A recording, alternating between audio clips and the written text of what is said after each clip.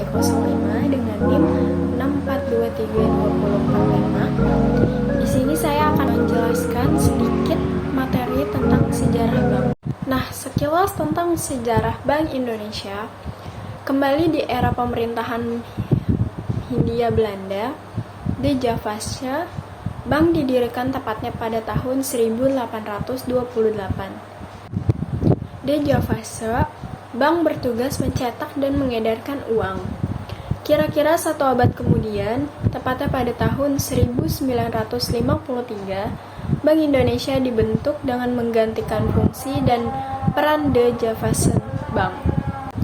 Sebagai bank sentral, Bank Indonesia saat itu memiliki 3 fungsi utama, yaitu di bidang perbankan, moneter, dan sistem pembayaran. Selain itu, Bank Indonesia juga diberi wewenang untuk melakukan fungsi bank komersial sebagaimana pendahulunya. 15 tahun kemudian pemerintah menerbitkan Undang-Undang Bank Sentral yang isinya mengatur tentang tugas serta kedudukan Bank Indonesia. Undang-undang ini tentunya juga sebagai pembeda atas bank-bank lain yang melakukan fungsi komersial. Setelah diterbitkan undang-undang tersebut, Bank Indonesia juga memiliki tugas tambahan, yaitu membantu pemerintah dalam kesejahteraan rakyat. Nah, pada tahun 1999, Bank Indonesia memasuki era baru sebagai sejarah bank sentral independen yang memiliki tugas dan wewenang untuk mencapai dan memelihara kestabilan nilai rupiah. Tugas tersebut ditetapkan dalam Undang-Undang Nomor 23 Tahun 1999. Nah, setelah itu, beberapa amandemen Undang-Undang Bank Indonesia dilakukan. Pertama, tahun 2004. Undang-Undang Bank Indonesia diamandemen dengan konsentrasi pada aspek penting yang berhubungan dengan pelaksanaan tugas dan wewenang Bank Indonesia. Amandemen selanjutnya yaitu pada tahun 2008 ketika pemerintah mengeluarkan peraturan pemerintah pengganti Undang-Undang Nomor 2 Tahun 2008 tentang perubahan kedua atas Undang-Undang Nomor 23 Tahun 1999.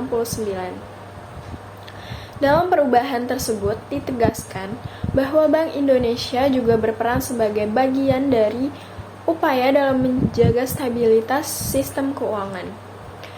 Perubahan undang-undang tersebut ditujukan untuk mewujudkan ketahanan perbankan secara nasional untuk menanggulangi krisis global melalui peningkatan akses perbankan terhadap layanan pembiayaan jangka pendek dari Bank Indonesia sendiri. Nah, di sini ada visi dan misi Bank Indonesia. Visi Bank Indonesia dalam menjadi lembaga bank sentral yang dapat dipercaya atau kredibel secara nasional maupun internasional melalui penguatan nilai-nilai strategis yang dimiliki serta pencapaian inflasi yang rendah dan stabil. Sedangkan misi Bank Indonesia sendiri adalah untuk mencapai dan memelihara kestabilan nilai rupiah melalui pemeliharaan kestabilan moneter dan pengembangan stabilitas sistem keuangan untuk pembangunan nasional jangka panjang yang berkesinambungan. Lanjut, di sini ada status dan kedudukan Bank Indonesia. Status Bank Indonesia sudah sejak tahun 1999 ditetapkan sebagai lembaga negara yang independen dan memiliki kewenangan penuh dalam melaksanakan tugas serta terbebas dari campur tangan pemerintah atau pihak lain.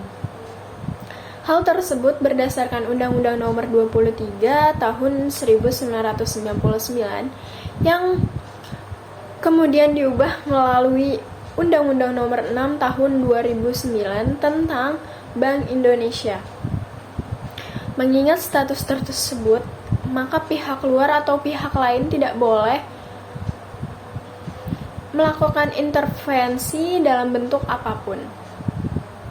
Bank Indonesia juga berkewajiban untuk menolak usaha campur tangan apapun dari pihak luar. Kedudukan dan status Bank Indonesia yang independen sangat diperlukan agar Bank Indonesia dapat melakukan kewenangannya dalam melaksanakan fungsi dan perannya sebagai otoritas moneter dengan maksimal.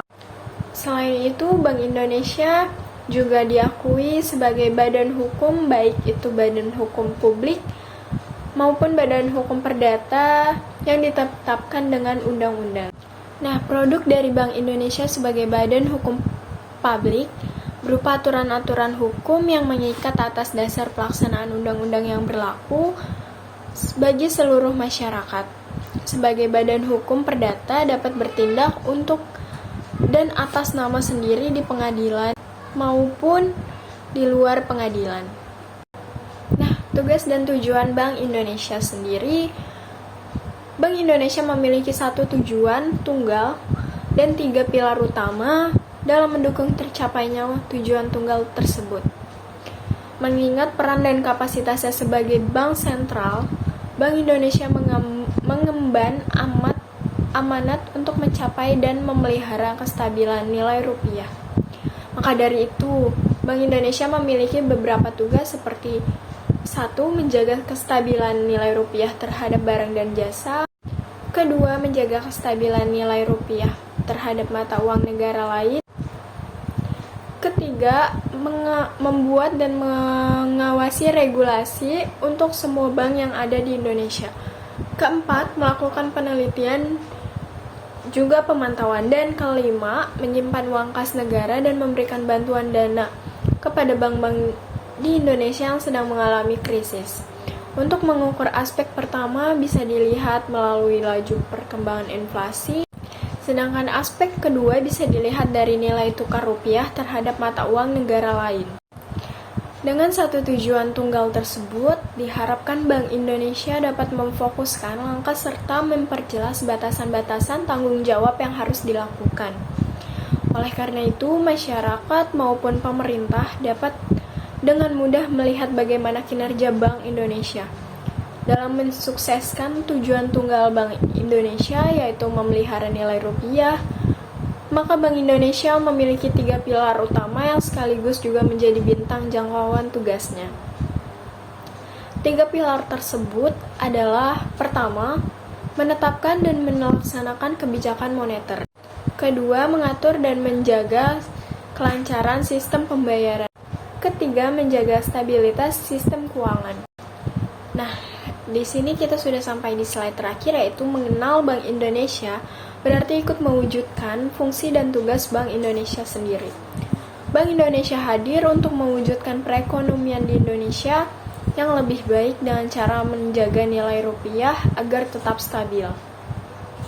Dengan mengetahui lebih jauh tentang Bank Indonesia, setidaknya kita ikut membantu mewujudkan fungsi dan tugas Bank Indonesia tersebut sesuai dengan posisi kita masing-masing.